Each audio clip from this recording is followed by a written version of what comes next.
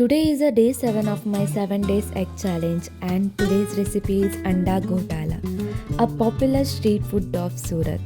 Spicy, tasty and full of flavor. ನೀವು try ಮಾಡ್ತೀರಾ?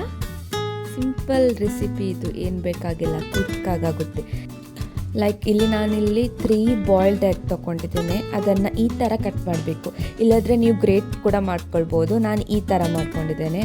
ಆಮೇಲೆ ಒಂದು ಪ್ಯಾನಿಗೆ ಆಯಿಲ್ ಹಾಕಿ ಚಿಲ್ಲೀಸ್, ಇಲ್ಲಿ ನಾನು 3 ಚಿಲ್ಲಿ ಹಾಕಬೇಕು, ಅಂದರೆ ಸ್ಪೈಸಿ ಆಗಬೇಕು. We like spicy foods.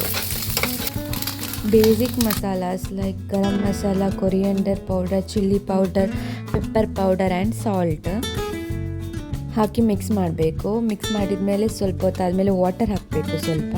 ಆಮೇಲೆ ಎಗೇನ್ ಮಿಕ್ಸ್ ಮಾಡಿ, ಇಲ್ಲಿ ನಾನು ನೋಡಿ ಒನ್ ಎಗ್ ತಗೊಂಡು ಅದನ್ನು ಈ ಥರ ಹಾಕಬೇಕು. ಮತ್ತು ಮಿಕ್ಸ್ ಮಾಡಿ ನಾವು ಕೊರಿಯಂಡರ್ ಲೀವ್ಸ್ ಹಾಕಿ ಗಾರ್ನಿಷ್ ಮಾಡಬೇಕು. ಈಗ ನಮ್ಮದು ಅಂಡಾ ಗೋಟಾಲ ಈಸ್ ರೆಡಿ ಟು ಈಟ್. ನೀವು ಟ್ರೈ ಮಾಡ್ತೀರಲ್ಲ, ಟ್ರೈ ಮಾಡಿ ಒಮ್ಮೆ.